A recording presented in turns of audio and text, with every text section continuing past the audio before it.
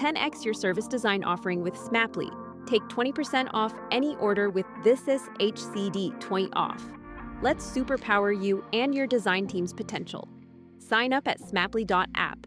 Enjoy the episode from your friends at Smaply, helping support This Is HCD podcast.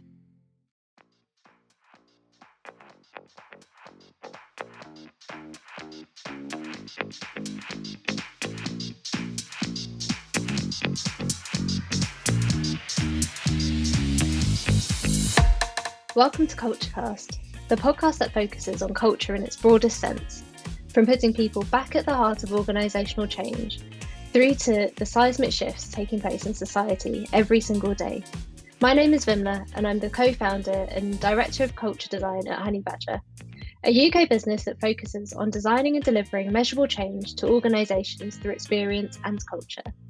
Today on the podcast, we have Annette Joseph, the founder and chief executive of Diverse and Equal, an organisation that's putting diversity and inclusion at the forefront of cultural change. Annette is above and beyond one of the most inspiring and powerful people I've had the privilege of working with and speaking to. Annette's take on culture dives into her journey as a person of colour, working in digital and technology in the UK and the USA. And most importantly, why she's using her voice to create change to challenge the status quo, so that no one has to go through what she's been through. If there's one reason to listen to this podcast, it's to hear what power each and every one of us has to create change in the organisations we work with. I hope you enjoy listening to it as much as I enjoy taking part. Happy listening. So to kick us off, do you want to tell our listeners just what you're working on at the moment and what you're most excited about? So Diverse and Equal, so we aim to increase diversity in tech, and we do that by working with organisations to help them understand the tangible business benefits of diversity, and by helping them to create cultures that can unlock those benefits. And then we also work with people from underrepresented backgrounds to skill them up and train them so that they're eligible for entry-level roles, sometimes higher than that, actually. At the moment, quite a lot going on, to be fair. So at the moment, we're doing a piece of research on the barriers to entry for Black people in tech, and that came about from the Black Tech Fund that I created after I wrote that piece on George Floyd's death and the effect that had on me. So we raised just under £6,000 and we've put that towards doing the research. And while we've been doing the research, we have been training a trio of people from different industries and getting them ready for user research roles. And they have been absolutely fantastic. They're absolutely amazing. And they really, in the flesh, proving our concept that there are people out here who already have transferable skills, already have the right behaviours, the right attitudes to work in tech. They just need a new set of tools layering on top. And we're also going to be launching some taster sessions on data science. So we're going to do a data science taster series, and we'll be working in collaboration with Data Camp. We've got some partnering with them, or we've partnered with them, and they've given us some free licenses so that we can offer their program, which is amazing. It's all very exciting. Very exciting. And I know loads about the article that you've written, but I'm aware our listeners might not. So could you tell us a bit more about that and how the fund started to begin with? So around about the time of the death of George Floyd, or the murder of George Floyd, I had been off of social media because I was really, really busy with work. And so I was head down, off of everything, just working. And it wasn't until I'd seen like bits and pieces of things, but hadn't really paid much attention. And it wasn't until the Saturday morning I came downstairs, opened the curtains, like, oh, sunshine, yay.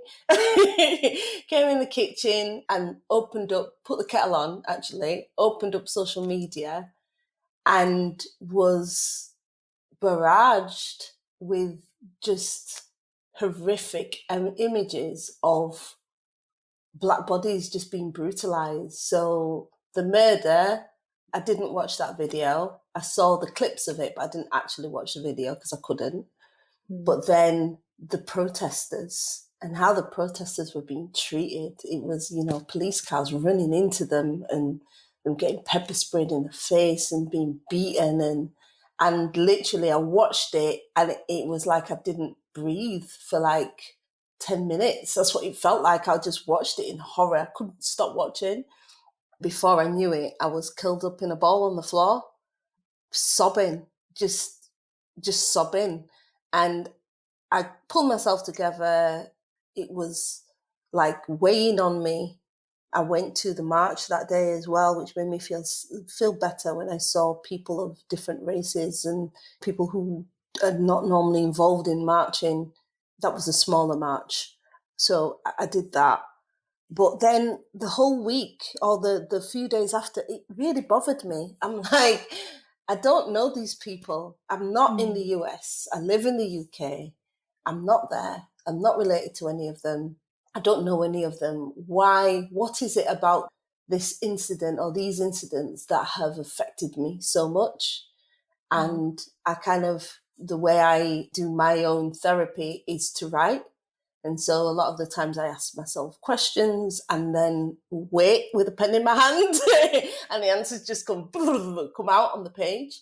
And that's what happened with that article. So I asked myself the question, what is it about this particular incident? Why does it feel so visceral? Why is it so close? And so I just started writing. And then when I could see that it was going to be a lot, then I transferred to the computer. And that article, most of it, the majority of the article, the bones of it came out in about an hour.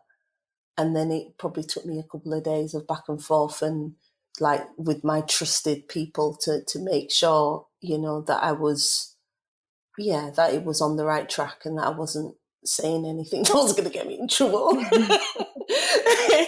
But I was terrified to publish it, even after it was finished and it was ready to go. I was absolutely terrified. But it's been remarkable, the response to it. So I've had Black people contact me and say to me, oh my God, you've captured exactly my pain and you've verbalized what it was that I was feeling and I could not quite identify. And that has felt amazing to have like lots of Black people contact me and say that, because that means that I know I'm being true to my people and our experience here. And then I've had white people contact me and say, thank you for letting me know that this is how you, like Black people, have been living. This has been your experience, because I never knew.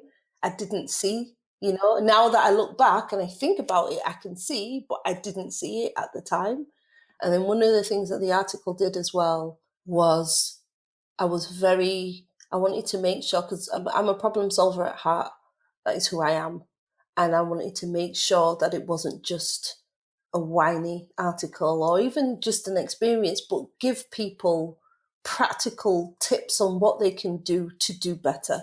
Because this is all about people doing better and treating each other like human beings. Yeah. So it had a bunch of resources to back up all of the facts in the article, and it had tips of things that people could do. And so people were very thankful of the resources and the tips as well. So it was amazing. Yeah. And so with that, I know you mentioned there that you're not in the US at the moment, but you have had experience in the US. So what was it like seeing all of this unfold, knowing that culture so well, but also being rooted in a British culture here? I think that it wouldn't have made that much of a difference, to be honest. I was reading something, I've been reading quite a lot of stuff, I don't remember what it was or where I got it from. I was reading, like, if it was Twitter or a book. Yeah. I was reading something and somebody said, I think it was actually Instagram, that the only difference between, so it had a picture of Black people, Haiti, Cuba, America, the UK. The only difference was like, we're all family. And the only difference between all of these people is a boat ride. Yeah. And so Black people in the diaspora, we are African. That's where we came from. The only reason we are where we are is because we were taken. So we are all connected. The continent is huge, but because we were taken and mixed together, we're different, but we're the same. So yeah, it doesn't matter where. Yeah, it's just Black people. Yeah. And so then on that note, what does culture mean to you? For me, culture, I'm Caribbean. My parents are from St. Kitts and Nevis. I grew up in Chapeltown in Leeds. And Chapeltown is like, it's the black area. It used to be, not now because it's been gentrified, but it's the black area. So if you ever went to Leeds, pretty much 95% of all the Black people, apart from a few university students that were African students that come over, lived in Chapeltown. And so it was predominantly Black. There was a few white people and a few Asian people that lived, South Asian people that lived in Chapeltown, but it was predominantly Black and brown. And our culture is rich and joyful and loud. We love music, we love food, we love being together, and it's all about celebrating life. When I think about some of the things that we experience and some of the things that we have come through, it's actually quite surprising that it's still so joyful and loud. Yeah, but culture is carnival, it's dancing, it's music, it's, spicy food, and just being able to be together and being able to celebrate who you are and your ancestry and being proud of who you are. Yeah, that's such a beautiful way of describing culture. And it, as you were saying, I can imagine the kind of the joy walking down the streets and the shouting hellos, and shared cuisine is always something that I'm fond of anyway. We know. Yeah. And so how does that then translate into professional culture? What was that like? I have been the first, the only, pretty much my whole career. Started off as a graphic designer, first Black person, Black female, first Black person because the other person was mixed. He's still Black, but yeah. First Black female in Leeds to do graphic design at Jacob Kramer. Wow. So when I went into the industry, I experienced some stuff at college. We're not going to go there. I experienced some stuff at college, but when I went into the industry, everybody else got a job except for me. Nobody else, and I wasn't the worst one at all. Obviously, yeah. I was probably one of the close to the top, but everybody else got a job except for me, and so I went through the stage of I hid my address. I hid my address on my CV. I put Chapel Allerton instead of Chapeltown. That actually got me interviews. That helped. Wow. And then when I walked into the room, it was like, yeah, you're not getting that. So I worked for free. We didn't do internships. Well, they did, but not like that. So I chose the top 3 agencies in Leeds and worked for them for free for 3 months each, just so that I could get the contacts and so I could get into the industry. So from there, I was, in Leeds, definitely the only Black person doing graphic design, Black female. There's a man that had come from Jamaica who was older and quite esteemed. Yep. And then I think the first time I had Black co-workers was when I worked in London for a bit. That was pretty cool, actually. So being at most times the only one, I might have been not the only one in a wider team, but being the only one like in the core team, it's difficult sometimes because people have this idea of who they think you are. So they see your skin, or they see my skin, I'll speak specifically for myself. They see my skin and they think that they know Annette because Annette's black. So Annette must like this, and Annette must do that, and Annette must, they have no idea who I am at all, but they think that they know. And so what I found was that I had to I kind of got used to suppressing myself and not being, I would be the opposite of what they thought black was, even though that sometimes some of those things were me. Like, I do like to be loud.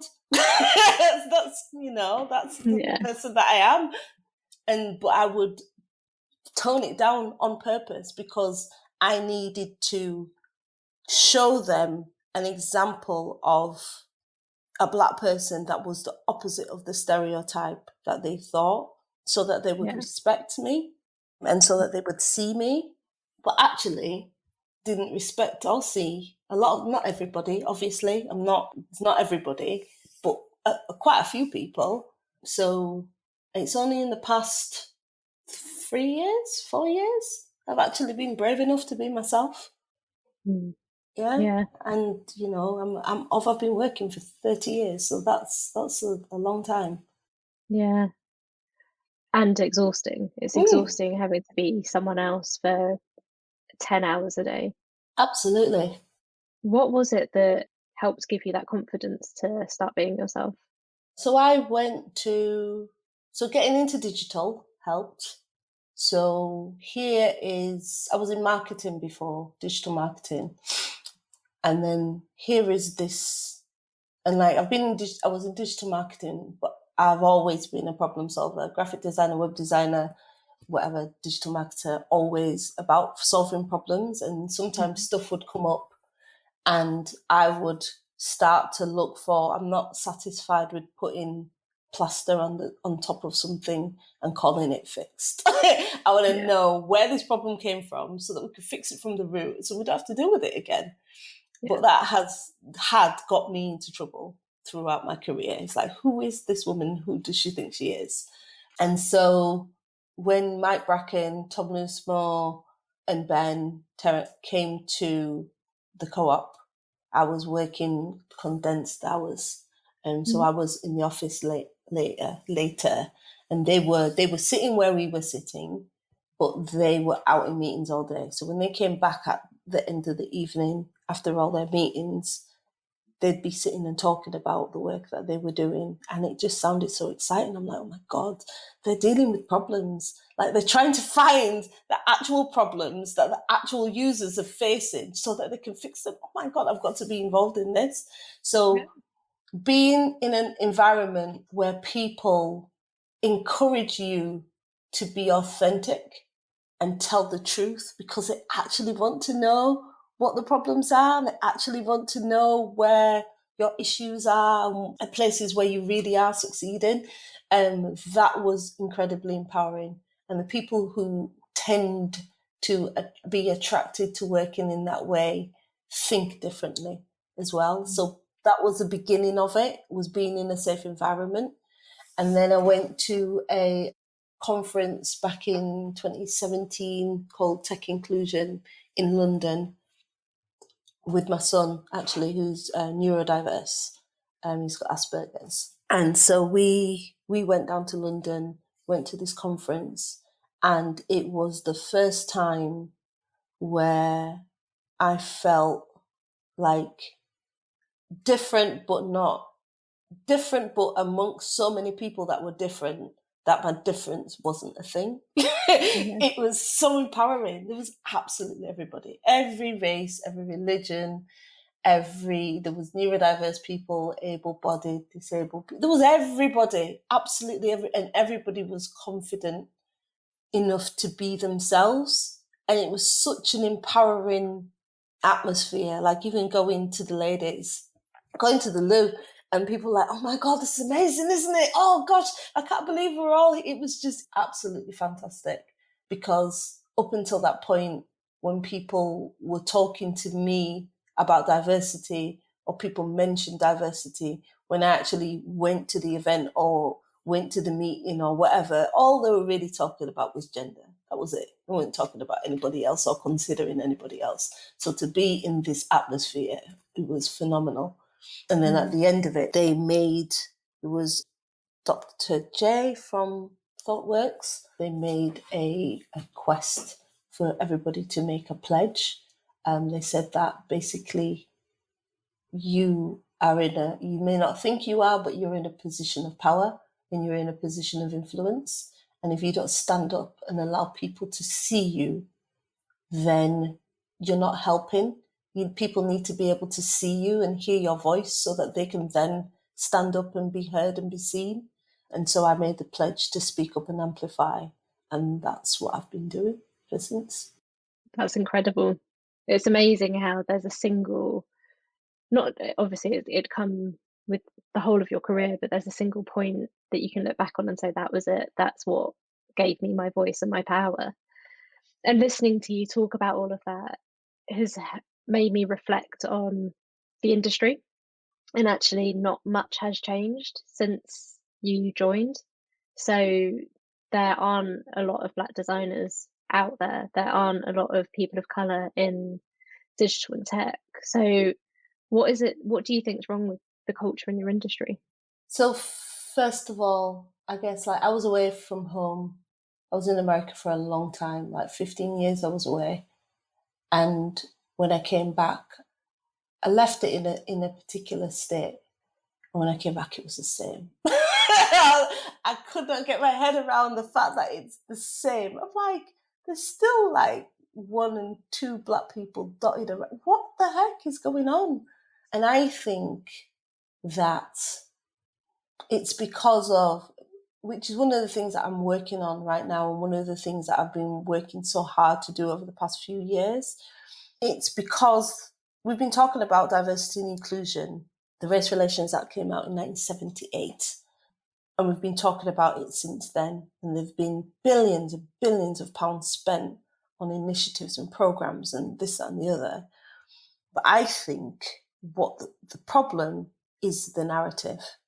So when I speak to people, organizations, when I started speaking to organizations about getting Black and brown people, just mentioning diversity, and then when I started talking about race, people start talking about lowering the bar and saying, oh, well, we have to hire the best person for the job. And there is an automatic assumption that if you tick a box for race that is not white, that you are somehow less than.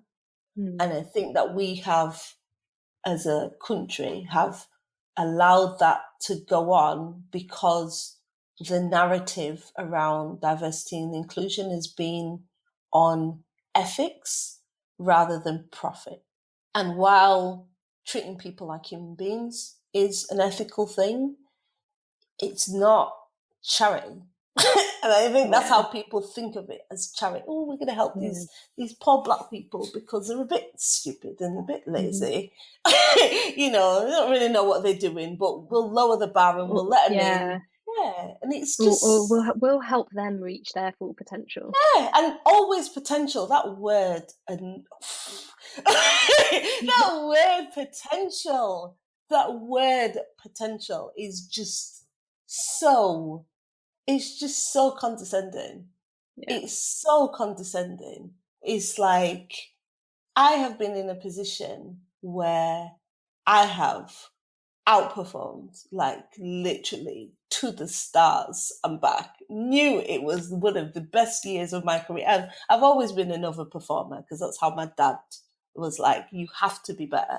If you want to get on, you have to be better. Twice as good, not good enough. 3, 4, 5 times is better in order to get any kind of respect and in order to pursue your career and be successful. You have to be better. So that is something that has always been drilled into me. So I have had a stellar, amazing year, best year of my career. I know it has. And the person was talking to me about, potential. excuse me? Excuse me. How about you compare my performance to everybody else who's on my level and talk to me about potential? About that? Stop. It's like when I find, and speak for me, I find that when so people have this idea, even the well-meaning ones, because they have this narrative, this national narrative, that Black people are less than. And people would see me overperforming and think, yeah, she must have had help with that. That couldn't have been her. She couldn't have done that. Somebody else somebody helped her with that. So then when somebody else who was jealous and not very pleasant to work with came forward and said, she's taking credit for other people's work. No evidence. No. And 10 other people are coming to the same person to say, that's not true. That's not true. I've seen her do these things. He believes that one person, because in the back of this person's mind, they're like, no, that the narrative doesn't fit this person, so that it can't be right. So in terms of culture, we have a national narrative about Black people that is insulting and incorrect. And so it's national. It's not just tech workplaces or the workplace. It's in our national narrative. And that is because of what we're taught about history. And that's because of the education system. That's because of the way that media portrays us. And it's based on, I won't say lies, it's based on omission. That's what it's based on. Yeah. Yeah, it's an over-justification of the people who succeed and acceptance of the people who are mediocre. It's like, oh, no, they are an anomaly. They're one of a kind. They went above and beyond to get to that place, and it discredits everyone else that does the same thing all the time. Exactly. So when I was leaving the co-op, I won the Being Co-op Award for Do What Matters Most. So there were 3 or 4 awards. I can't remember what they all are. It's either 3 or 4 awards that are given every year. And that was out of 73,000 employees. And I won Being Do What Matters Most. And when I was leaving, I had like 3 leaving dues. When I was leaving, people kept saying the word legacy and, you've done so well and this and the other. And it was amazing to hear and fabulous. But I had to say, I'm not special. Yeah, I've done things because I'm at a stage in my career and a stage in my life where I have the confidence in my abilities and have found my voice that I can actually speak up for myself. But there's so many people who can do better than what I have done if they are given the chance. And that is true, I think, of every single organization. Stop pressing people down and stopping them from progressing. And it's not cool. And it's not good for business. It's not wise. It's not good for business at all. Or retention. No. And you get the same thing of anyone who's changing ideas, like who tries to challenge the status quo gets pushed out or pushed down. And it's just proliferated when that's because they're othered or because of their race or because of their neurodiversity or because of their gender. It just makes no sense. And when you stack those things on top of each other, yeah. So how do you bridge the gap between this kind of huge societal culture problem and then turning it into like action in the workplace and trying to shift cultures in the industry? So I think the first thing is acceptance, because you can't change anything until you accept that you have a problem. And as a nation, we haven't accepted that yet. We haven't accepted responsibility for where we are and who we are and the things and our history. We haven't accepted responsibility for that yet. But that's as a nation. As an organization, organizations can totally accept responsibility for who they are. And when we go and work with organizations, what we typically do is start with an audit. So speak to people who are in the organization who are different and see what their experiences are confidentially, so that we can get a view of the truth, because it's only when you face the truth that you can change things. And then after you've faced the truth and you know exactly where the issues are, we put together a plan. We do some training where people in a safe space can hold a mirror up to themselves to see, actually, I might be part of this problem as well, unknowingly, unwittingly, but still part of the problem. That facing it is the first thing, and then a plan. Yeah. And we've spoken a lot about the kind of evidence or lack of throughout in the claims made against you, but also in history, the lack of evidence that exists for all of the stereotypes. What's the link between our culture and the industry culture to evidence and data, how we come to those decisions? So there is no link at the moment because we don't have any data. There is no link, and that is the problem, because we've been talking about race relations since 1978 and we really haven't made that much progress. But we don't know for sure how much progress we've made in certain industries opposed to others because nobody's collecting the data. There's this taboo around speaking about race because nobody wants to say the wrong thing or nobody wants to offend anybody. And I know personally, and all of the people that I know, we don't get offended speaking about race at all. I'm not embarrassed to be Black.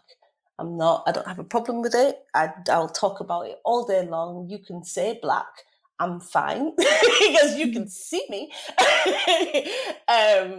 And so this narrative around, don't want to say the wrong thing, don't want to be accused of being the R word, don't want to be accused of that has taken prominence over people's willingness to act. So because nobody wants to be called the R word, then they do nothing. And it's that doing nothing that has hurt us. And it's that doing nothing that has brought us to where we are.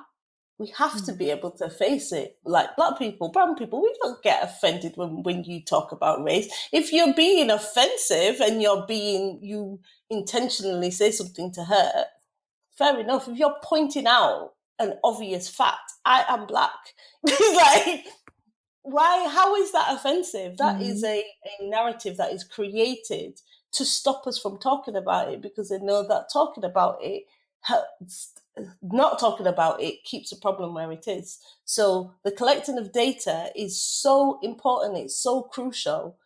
It has to be done with trust. So a lot of organizations trying to collect data on their colleagues will not be able to collect data on their colleagues because their employees don't trust them. They don't trust what they're going to do with that data. So trust is a big thing. But also you have to be clear about what you're going to do with it. You have to be honest and do what you say you're going to do with it and nothing more. People feel it's going to be used to hurt them. But if you make your case plain as to why you're collecting the data and what you're going to do with it and show regular progress, then I don't think it's an issue, not a problem. Yeah. I also, you mentioned it of kind of holding a mirror up to yourself. And I think there's a genuine fear of what people are going to see back in that reflection because you can live in ignorance bliss when you don't know what the data is telling you. But as soon as you start to see the figures of how many Black people have left or the proportion of Black people who didn't get promoted against white, you start to realize that there's a real problem in the organization. That means you have to act. And that's scary. And again, the fear of the R word rearing its head once those figures become known or out there or why the decision to have affirmative action or whatever the conclusion is comes out. Yeah, absolutely. But it's necessary though. We can't move forward without it. And the data, it's so powerful. It just has to be done. And the other thing is, like, one of the reasons why I think we've allowed this situation to go on, and why we haven't made that much progress since 1978, is because we're looking at it from the wrong way. So when you think of diversity and inclusion as a nice to have, or an ethical concern, or something to put on your PR, then when something more important comes up, it just falls off the agenda. It just falls away because it's not really that key. But when we talk about diversity and inclusion and ethnicity specifically being key to your success as a business, all of a sudden it takes on a different shape and a different form. Yeah, it's something that has to be bought into by the exec. It needs to they need to be accountable for it, because unless it's been proven, these stats come for tech businesses specifically, but McKinsey did a report last year, said that when an organization is gender diverse and inclusive, they're 21% more profitable. When you add ethnicity to that mix, 33% more profitable. 33%. Right? I mean, it's huge. It's absolutely massive. And when we're talking about a global market, the people who are the same cannot cater to a global market because there's so many things that they don't know. You need different voices and different views and different experiences in the mix so that you can create a product that is fit for purpose for everybody. And without that, you're leaving money on the table. So once we start changing the narrative to business benefit and money, then we're going to see a different trajectory. I think we've been focusing on the wrong thing. One of the things that I still don't understand, though, is the lack of outrage when it goes wrong. So the kind of self-driving cars that are more likely to run over Black people, or Google's photo recognition that shows Black people holding a gun but white people holding a kind of scanner. Like, I don't understand why those things aren't screamed about, and like, this is why you need diversity in your organization. This is wrong. This can't be put out into the world. I think there's so much stuff. There's so many incidences. I'm going to speak for me specifically. I'm tired. It's exhausting. It's like the aggressions, the macro, on a day-to-day basis. Actually, lockdown has been quite good because it shielded me from quite a lot of it. But it's exhausting to have to fight all the time, and to have to fight with a smile on your face and pretend like you're not angry. Like, you talk about your anger like this so that people don't see you as threatening, instead of the rage that is going on inside of you. It's exhausting. And so I think that Black and brown people can only scream and shout about so many things, because a lot of the times, the minute we open our mouths, people's ears close. They need something like a man being knelt on by somebody who's supposed to uphold the law for 8 minutes and 46 seconds until he was dead, to actually wake him up and think, oh shit. But then still, there are people in this country who all you have to do is look at Twitter, gaslighting and the denial and the aggression that come for people when you speak your truth is like, it's horrendous. There's a cricketer, can't remember his name, ex-cricketer. We did an interview a few months ago, and he said, white people get scared and we die. Yeah. And that has been ringing around and around and around in my head, because it's so right. It's like the gaslighting of our aggression. That is projection. I'm not saying there aren't Black people who are aggressive, but that is projection. Yeah. All of that aggression, all of that, oh, well, you're doing this and you're doing, it's exhausting. And so we can only scream and shout about a certain amount of things. And at the end of the day, this issue is not one that we created, and it's not one that we can fix. We can draw attention to it, but we can't fix it. And so it really is up for our allies and for the white people who see and whose eyes are now open and they can look and they can see what is going on. It's really for them to stand up and say, no, this isn't good enough. But it takes an incredible amount of energy. And when it's not directed at you, and when you can kind of walk away and not be affected by it, it takes dedication to be able to fight for somebody else when you know that you're not really going to benefit that much from the winning of that thing. So, yeah, that is hard. It is a hard reality to face, but it's also, like you say, what's needed. Mm-hmm. And so on that, can you think of a good example of culture? So I have a great example of culture. So funeral care team, co-op funeral care team I worked on back in 2016, I think. There was about 18 people on the team and we were all mixed. So usually engineering teams, product teams are pretty male and white. And there were a couple of Indian people, there was there was everybody. We were all mixed up. We were all mixed up. And it was racially diverse, it was gender diverse, and we just got on. We had the best intention for the customer and the user. We did user research twice a week. The people in the team, the engineers, the designers, everybody went out and did user research so that we could get close to the customer, so that we knew that we could see the faces of the people who would be using the product when we were building.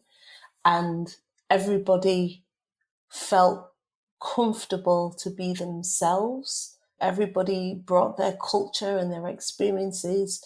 If they were uncomfortable about something, they just spoke. It was pretty special, actually. It's a pretty special team. Yeah. What do you think made it that way? What was it that empowered people? I think being autonomous. So we were free to make our own decisions about things. We had a goal. We weren't micromanaged, and it was up to us to decide how to get to that goal. And then I guess, as delivery manager, it's my job to deal with dynamics and behaviors. But it wasn't just my job, because there were people on the team who also felt that it was important. So we had a very open dialogue with each other. And if something wasn't going right, we were brave enough to actually say and not. Yeah, we were honest. Honesty, the autonomy, and the authenticity. Everybody was themselves. If you felt like being loud, just be loud. If you wanted, and if you didn't feel like talking to anybody that day, you just put your headphones on and go off into a corner, and nobody would flinch. Yeah. It's all about, autonomy, authenticity, and honesty. Amazing. And what do you think as a whole, if you had to summarize it, needs to change in the industry to get more inclusive cultures? Honesty. Honesty first of all. We need to understand and see that we've got a problem. And it's not just a matter of, right, we need to get X race in our company, tick the box. You have to create an environment, first of all, where people understand why diversity is important and what the benefits are, and everybody needs to be on the same page before that person comes, because then the person just takes the brunt of the frustration or the fear of the people who are already there. So the honesty, holding up a mirror to ourselves, all of us, to understand how bias operates.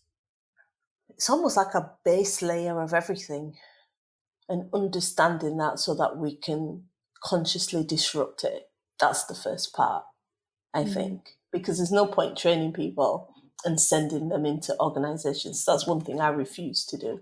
Once we train people, we work with organizations to get them ready to reap the benefits of diversity. We train people and get them ready to go into the role. But we also ensure that that person is protected. Because I've been in situations throughout my career where I've been, like I said, the only one, and had some horrendous experiences that I would not wish on my worst enemy. So I'm not training people to go put them in that situation. We don't do tick boxing. So we have like a package where you get that the team that the person is going into get support so that their behavior dynamics work, and you can get the benefit out of the team, and then that person has support as well. But hiring one is also not a good idea, because it's not cool. It's not nice. It's a massive burden to bear, knowing that you're the only one, and often being aware because someone's told you, oh, you're hired to be the one, or just aware because you are and you see it, and it's a huge burden. It's one of the things that I've started to push back on as well, when strangers message me on LinkedIn saying, can you introduce me to your network so that we can hire more diversely? My pushback is, no. Can you tell me what you've done to make your organisation ready for that diversity, how you'll keep people safe, how you're going to make sure they're there for longer than a year? And not a single person replies. No. Not a single one. No, the amount of people that do the same thing to me. Oh, can you share this amongst your network? No. No, I can't. Absolutely not. No, I can't. You have to do the work first. You have to make sure that your environment is safe first, because it's a heavy burden to bear and it's not fair.